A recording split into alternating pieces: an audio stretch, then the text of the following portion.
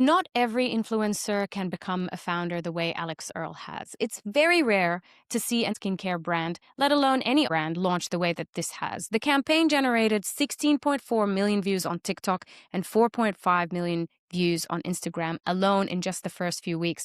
And top that off with that number, which is not confirmed from official sources, but it has been circulating widely in venture capital circles, is that Real Actives hit $1 million in 5 minutes.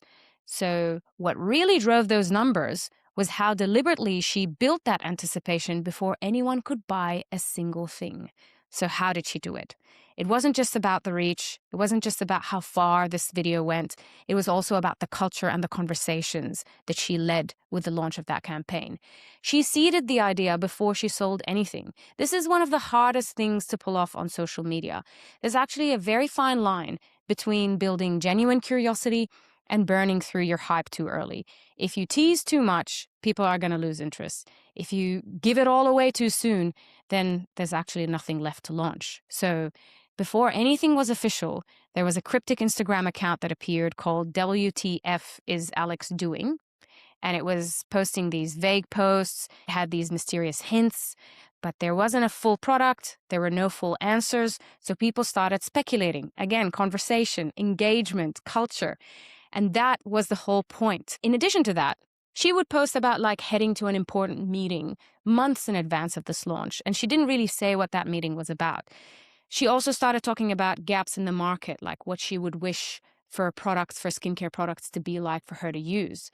And then she leaned into her own personal narrative. So that made the product feel authentic to her. And only the most engaged followers were piecing it together. And that's how they felt that sense of loyalty towards her. And that was all intentional. So the goal was not from the beginning mass awareness. It was building a core group of people who fell into it so that by launch day, they were primed to act. That was the whole point. So the launch content looked effortless, but it actually wasn't. When Alix finally announced the product, she released months of behind-the-scenes footage, meetings, formulation sessions, product trials. It felt like you were watching all of this unfold in real time. But in reality, it had been planned and collected over months, then strategically released in the first, the 1 to 2 weeks before launch. So the key insight is that people won't actually stay invested in a slow burn that plays out over months, not the way that they used to. People's attention spans way smaller nowadays. So you have to compress it into this tight pre-launch window. And that feels urgent, exciting. It feels authentic. And so that's it. Basically, she nailed the brief. She put in months of effort and made it look like it just happened.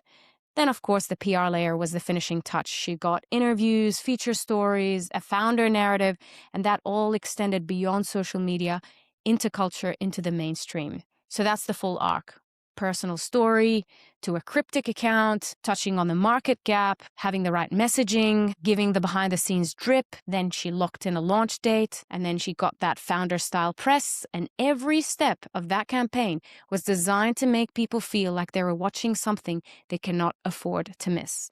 So the question is whether she can sustain it, because engineering a launch moment is one thing, and building a brand is a whole other thing. Can she maintain it?